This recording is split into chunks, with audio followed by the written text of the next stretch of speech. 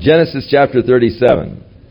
And Jacob dwelt in the land wherein his father was a stranger, in the land of Canaan. And these are the generations of Jacob. Joseph, being 17 years old, was feeding the flock with his brothers.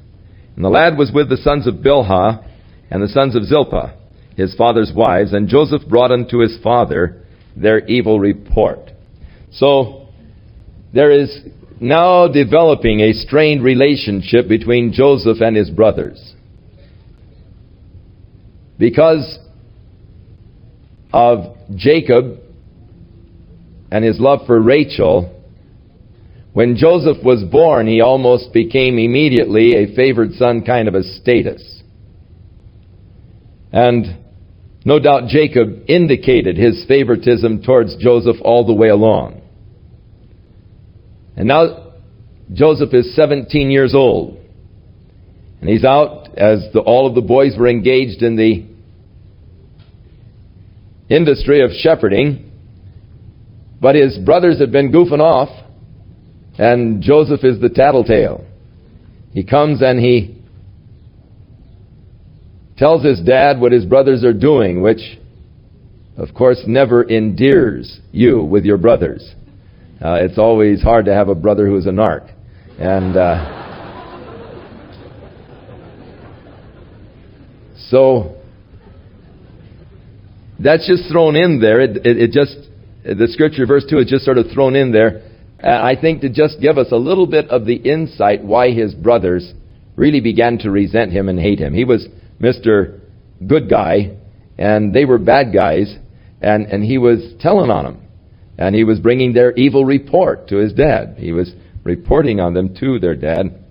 And so that is surely going to bring resentment against Joseph, which of course it did. Now Israel loved Joseph more than all of his children, because he was the son of his old age, and he made him a coat of many colors. Now, in the Hebrew, this particular phrase, they didn't know quite how to translate it, and this idea of coat of many colors pretty much came from Martin Luther and his endeavor to translate the Hebrew phrase. But since that time of the King James translation and the discovery of more ancient records, it is now believed that this should have been translated, made him a sleeveless coat. And that would seem to be a more accurate translation of this particular difficult Hebrew phrase. Now, the connotation of a sleeveless coat was that of rulership. The rulers wore sleeveless kind of, or rather a coat with sleeves is what it should be, and I'll get there in a minute. The sleeveless coats were worn by the laborers, and the rulers wore the coats with sleeves, because the coat with sleeves, you really couldn't do much work in those. And so it indicated more of an aristocracy, a rulership class, not a working class, to have a coat with sleeves. The sleeveless coat was the worker's coat, and so when his dad made him a coat with sleeves, it was giving a definite message to his brothers of Jacob's intention of making Joseph the ruler. And that was the intention of Jacob. It really did not come about by Jacob's devices, but later did come about by God's devices. But Jacob, in the 49th chapter, which is a classic chapter, gives the reasons why the other brothers of Joseph really did not inherit the place of blessing as did Joseph. When his brothers saw that their father loved him more than all of his other brothers, they hated him, and they could not speak peaceably unto him. Real problems arose there in the family of sibling rivalry, of hatred, and their inability now to even say a kind word to him. So Joseph, no doubt, was suffering much from the attitude and the actions of his older brothers. Can you imagine having 10 older brothers that were sort of jealous of you because of your position? Our daughter Cheryl had 2 older brothers and barely survived because they thought that she had a favored position, which she probably has had. I wouldn't doubt or deny that totally.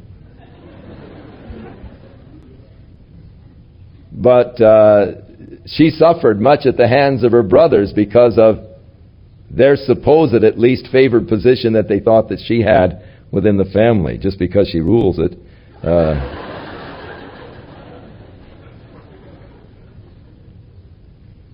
But at any rate, Joseph had to go through with 10 older brothers, all of them feeling resentment towards him, none of them able to really speak a kind word to him. And you can imagine all of the things that they did to antagonize him and to torment him. You know, tripping him and giving him an elbow now and then, and all of those things that just really made life quite miserable for Joseph. But even to compound the problems, Joseph dreamed a dream, and he told his brothers, and they hated him even more. For he said unto them, Hear, I pray you, this dream that I have dreamed. For behold, we were binding sheaves in a field, and lo, my sheaf arose and stood up straight, and behold, all of your sheaves stood round about and did obeisance. They bowed down to my sheaf. And his brothers said unto him, Shalt thou indeed reign over us? Or shalt thou indeed have dominion over us?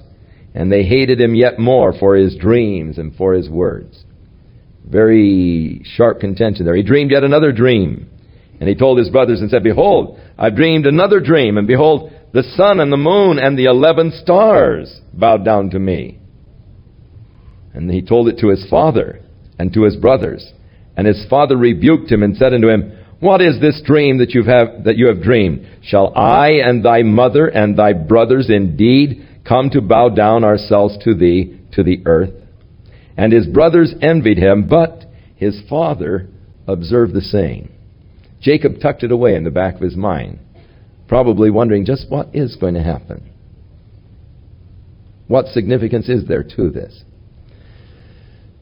This particular dream of Joseph helps us in the understanding of the book of Revelation. For in the book of Revelation, it goes into a allegorical type of references in the 12th chapter of the book of Revelation, where John saw a woman clothed with the sun and the moon and the 12 stars, who was about ready to bring forth a child. The woman of the 12th chapter of the book of Revelation is identified by this dream to be the nation Israel.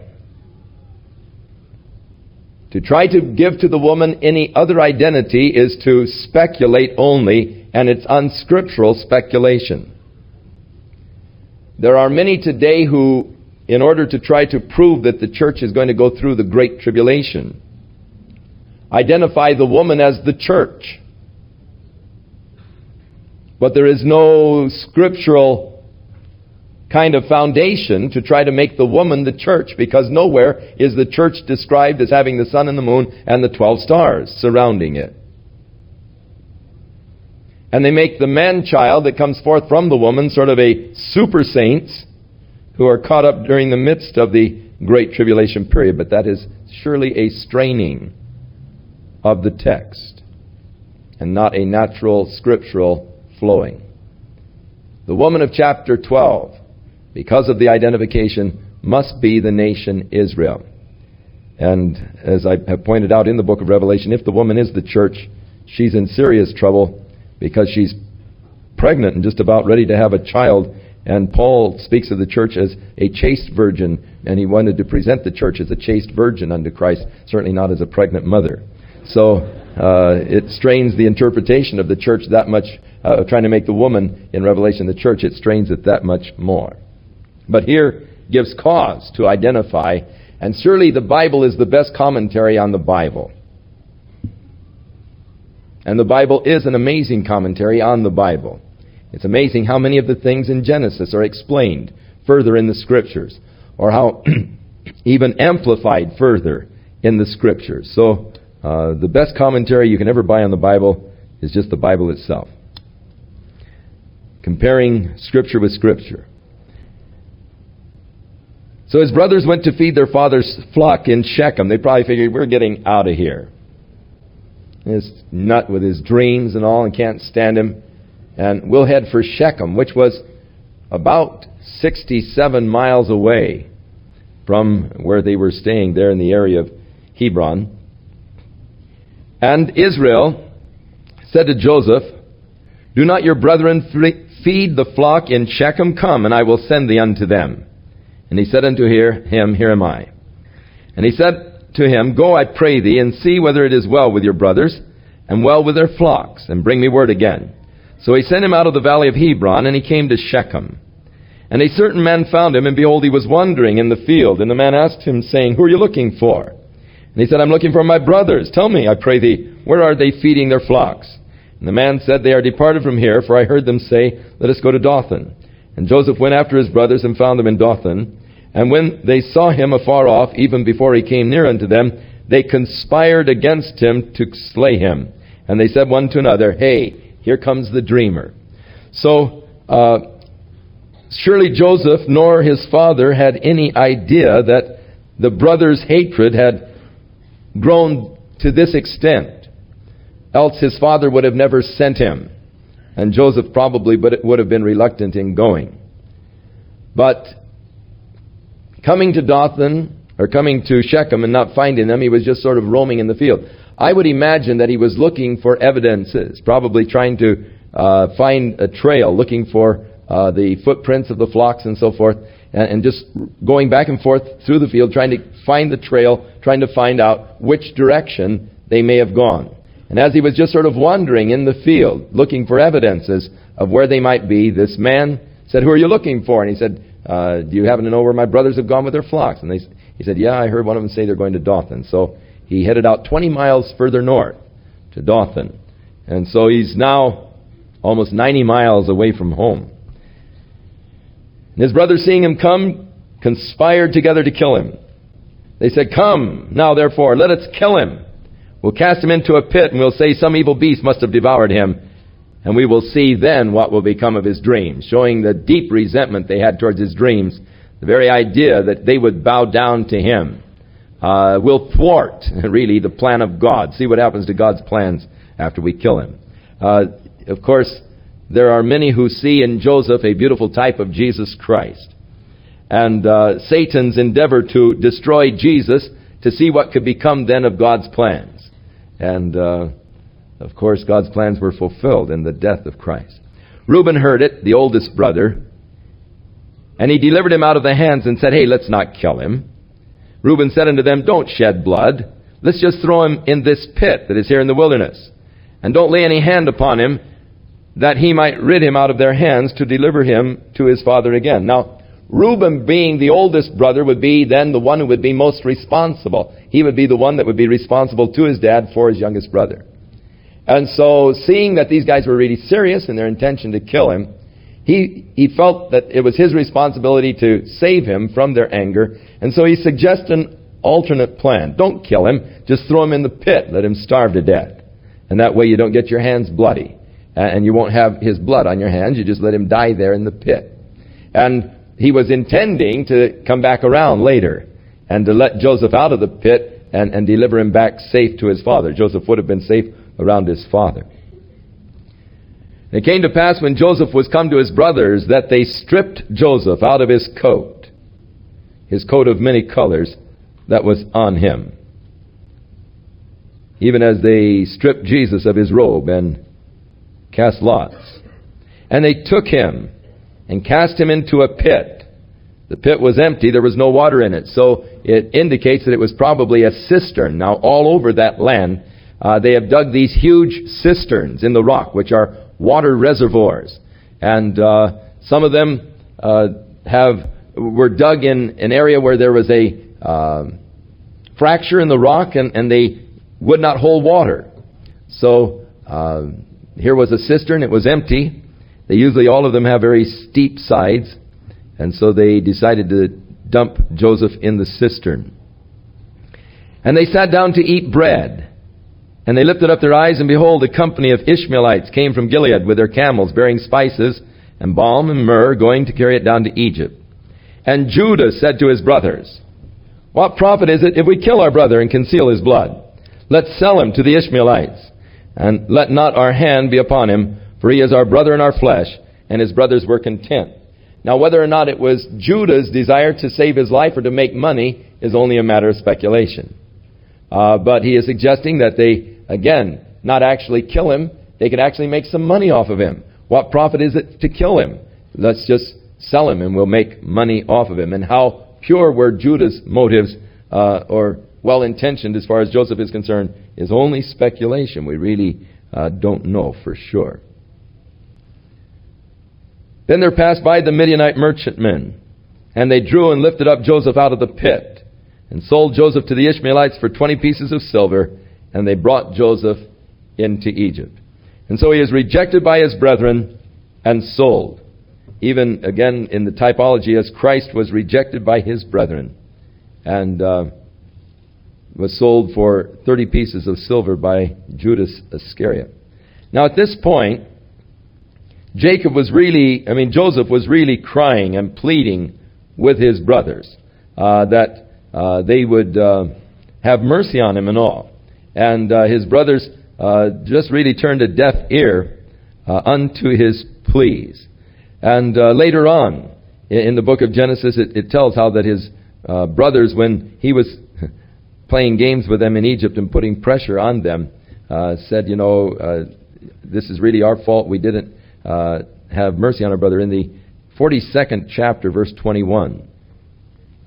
And they said one to another, we are verily guilty concerning our brother, in that we saw the anguish of his soul when he begged us, and we would not hear. Therefore is this distress come upon us.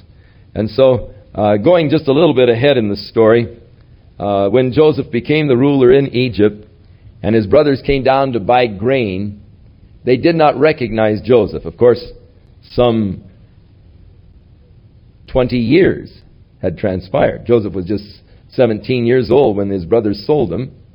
He was 30 years old when he came to Pharaoh, and he was 7 years of the famine, of the feast, or the plentiful years, so he was at least 20 years older since his brothers last saw him. And he was now older, matured, and had no doubt the style of hair and beard and so forth as the Egyptians. And they didn't recognize that this was their brother, but he recognized them, but didn't let them know who he was. Spoke to them through an interpreter. But he started giving them a bad time. He said, you guys are spies. You're not brothers. You come down here to spy out Egypt. I had to put you all to death, and just was giving them a bad time. And so he was giving them such a rough time, they started talking to each other in Hebrew, not knowing that he could understand. And they said, hey, and it shows you that you can't get away from your guilt. You may bury it down in the recesses of your mind, or you might try to sublimate it, but guilt will out. Somewhere or other, guilt will out. It'll out in a neurotic behavior pattern, or it will out in some form or other. Guilt will out. There's only one thing that can remove your guilt. That is confession to Jesus Christ and receiving his forgiveness. That's the only thing that can remove your guilt. And so the brothers, 20 years later, are still feeling guilty over the act that they did. This is caused because we saw the anguish of his soul and we didn't give any heed to it. So Joseph was really begging them, pleading with them, no doubt crying. And yet they were heartless. They were hard. And as he was being carried away in this caravan, probably chained to the other slaves, looking back, pleading, crying, don't do this. And they didn't have any compassion upon him whatsoever.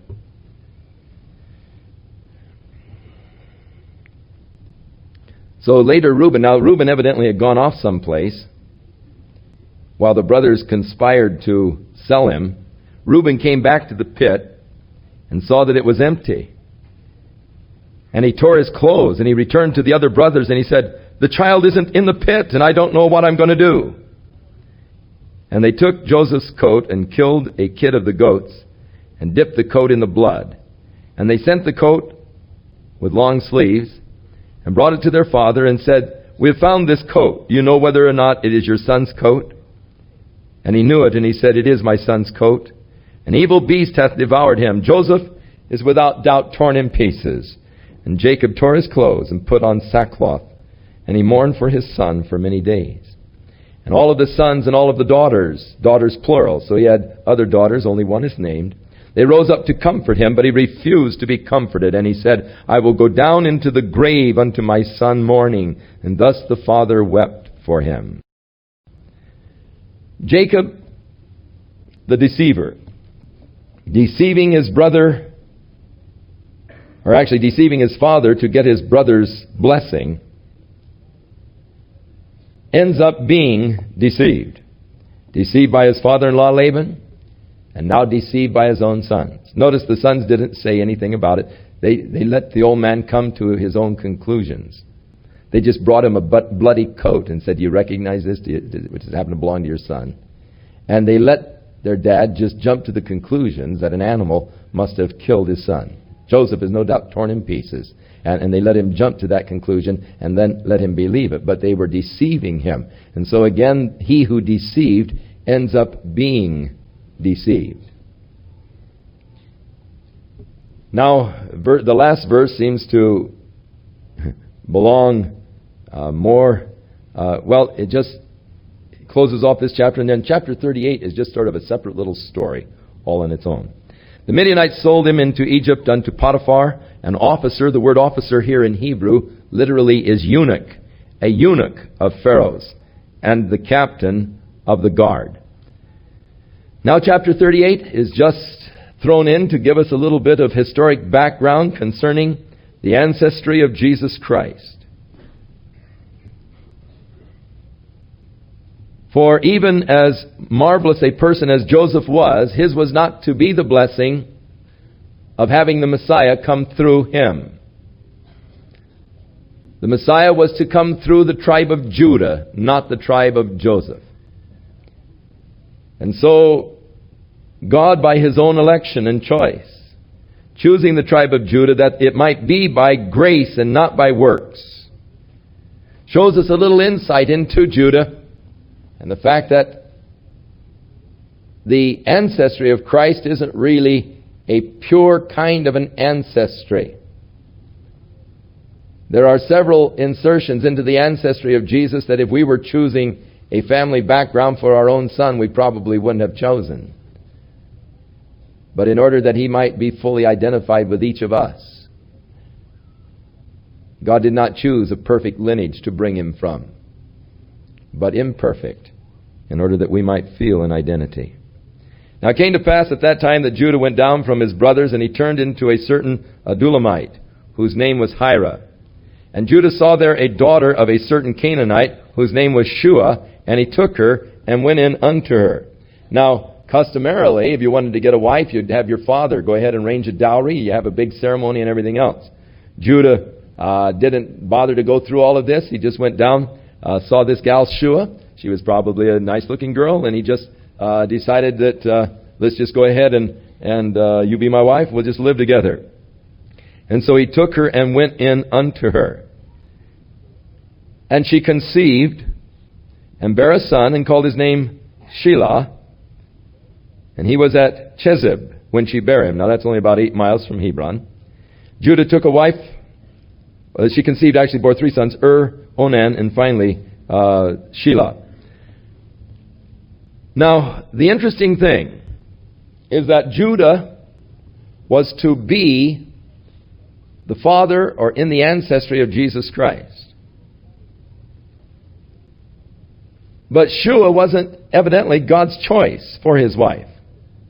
It was Judah's own willful choice. He just saw the gal, was attracted to her. They started living together and they had 3 sons. But it wasn't in the plan of God that Shua should be the mother of those descendants that would bring forth the Christ child. And thus Judah's action was no doubt out of the plan and will of God. I would imagine that she was a Canaanite. She was attached to her Canaanite gods. Judah maybe thought that he could convert her to Jehovah. She evidently wasn't converted because the last 2 sons are named with Canaanite names. Judah no doubt named the first son Hebrew name, but the last 2 are Canaanite names, which means that she began to have a stronger and stronger influence.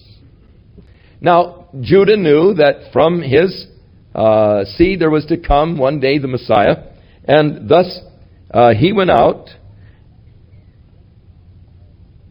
And he made arrangements for his son to marry this girl whose name was Tamar.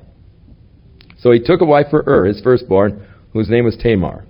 And verse 7, Judah's firstborn, was wicked in the sight of the Lord, and the Lord slew him.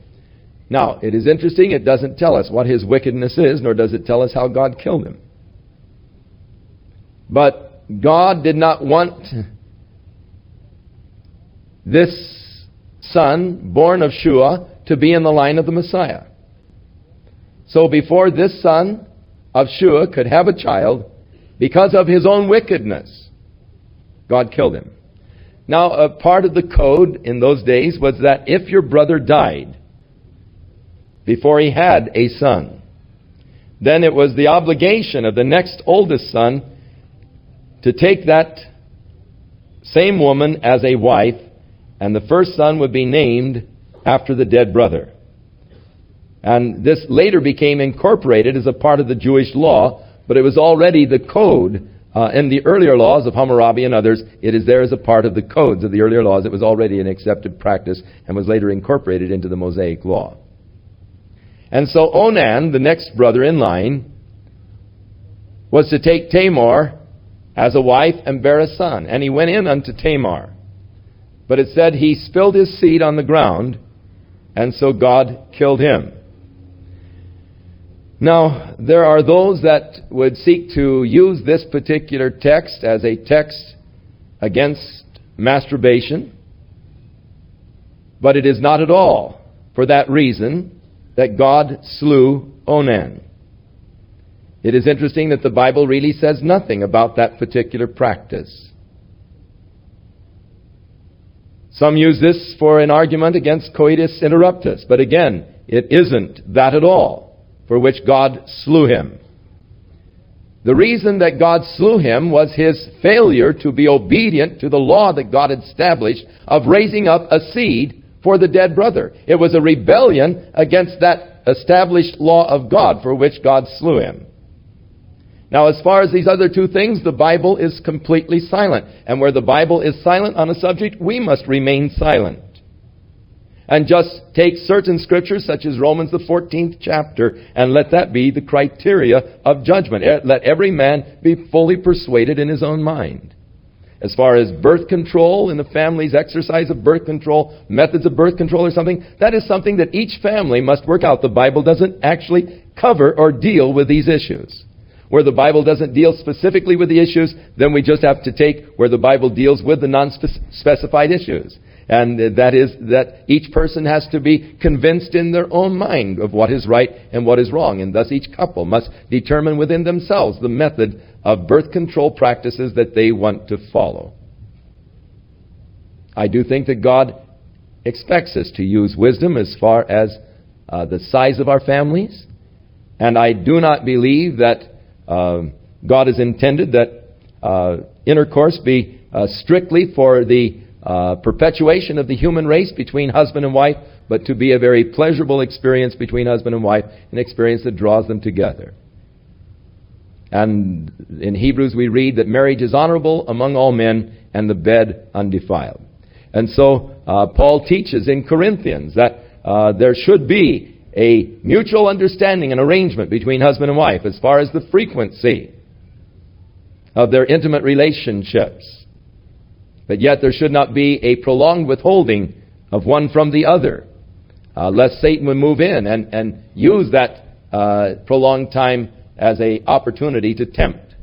And so this scripture here, where Onan spilled his seed upon the ground and God slew him, must be taken in its context. It is not an argument against these practices that men have used it as an argument against them, but it is actually because he failed and rebelled against the law of God in raising up a seed for his dead brother. That is why the Lord slew him. And that's why we don't have children in the Sunday evening services. Because it's good to talk to you on an adult level. And these things are there. They're issues in the Bible, and we shouldn't really skirt them. And I don't know what they did on the radio, but...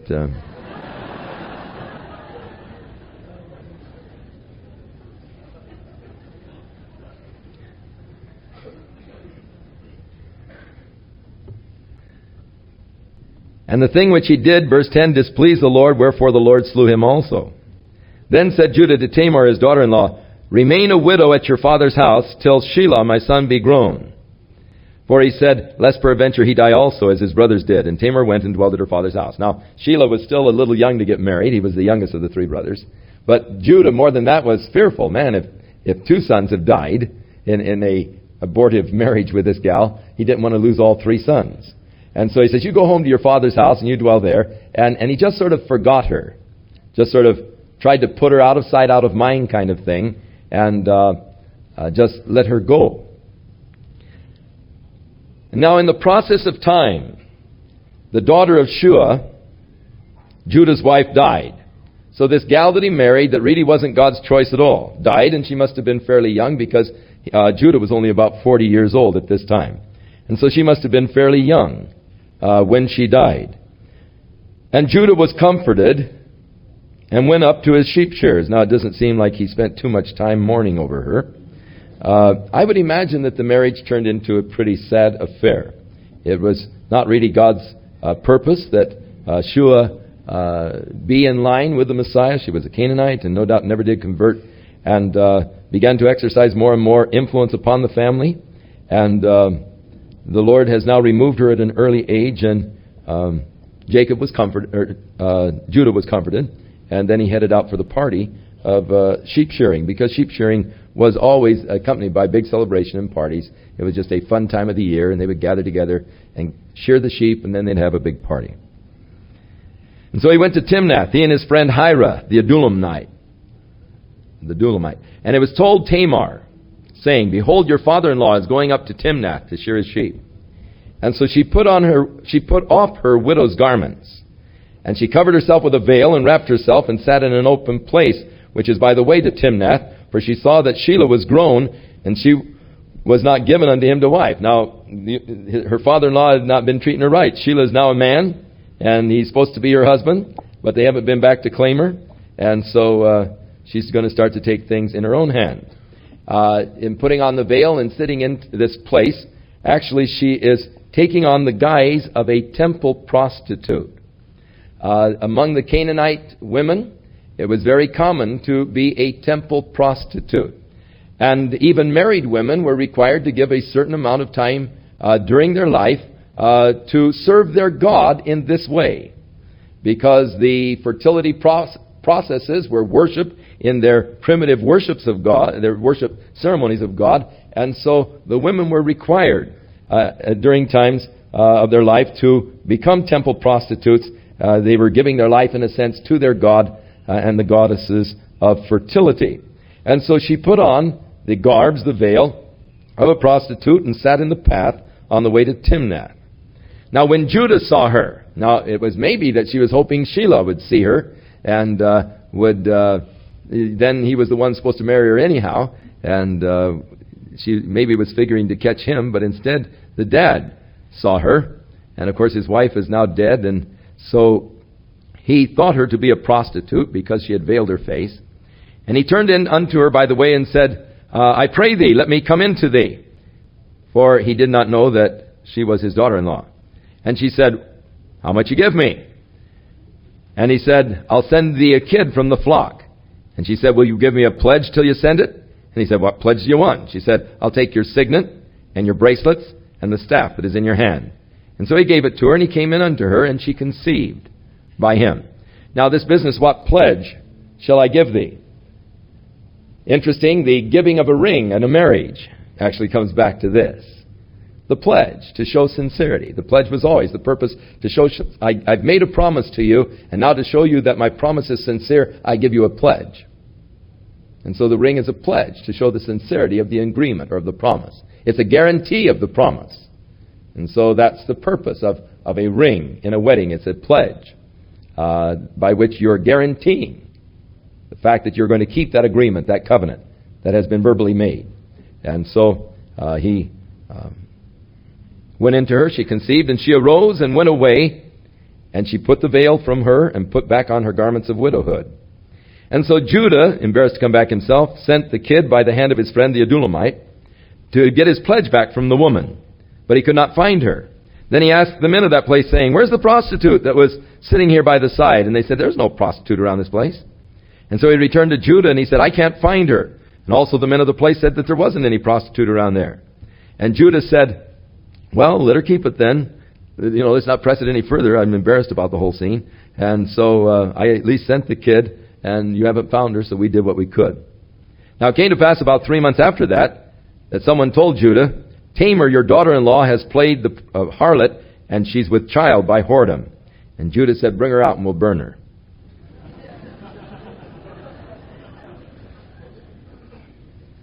The whole thing with Tamar had been a sort of an uncomfortable thing, and he probably thought, "Oh, finally I get rid of her, and that's it now." But he had a surprise coming.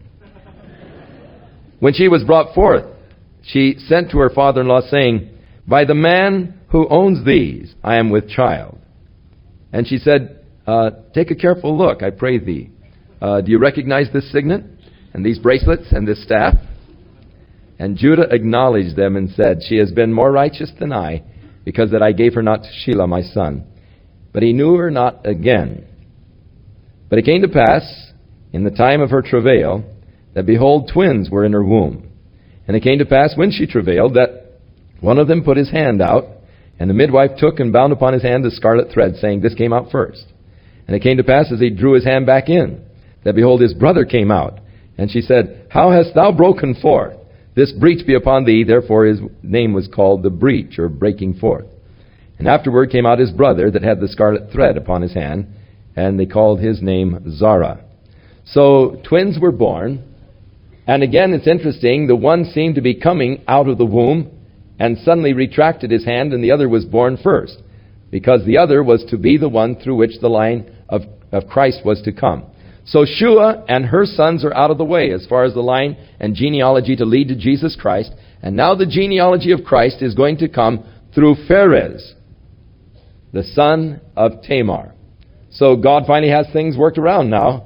The way he had wanted them, it was a long roundabout process, and yet God has very interesting ways of working out his plans and his purposes in our lives.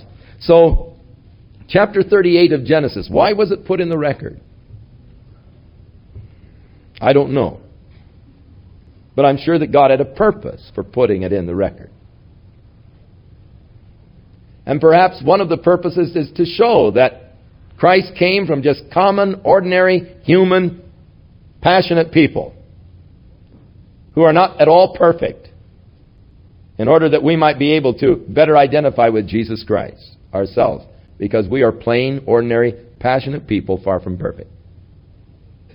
And perhaps God is wanting to show how that his purposes can overrule man's mistakes. Judah in his own flesh, going out and choosing Shua as a wife, but God not wanting Shua to have anything to do with the genealogy that will lead to his son. Tamar being God's choice. And so by this roundabout process, brings Tamar into the picture so that her son will be the one that will come in the lineage of Christ. Now it is interesting, in Matthew's Gospel, when Matthew traces the genealogy of Christ, there are 4 women that are mentioned. One of them being Tamar. Of all of the women that were in the ancestry, because there was a woman for every man naturally in the genealogy of Christ, 4 women were named. Tamar, Rahab. Now Tamar was there, she played the prostitute. Rahab was there, she was a professional prostitute. Ruth, who was a Moabitess. And Bathsheba, who became David's wife through very seamy circumstances. And so the 4 women that are named by Matthew in the genealogy of Christ are 4 of what we would choose to be most unlikely candidates to be in that line that would bring forth the Savior to the world. And they are the 4 that are mentioned by Matthew.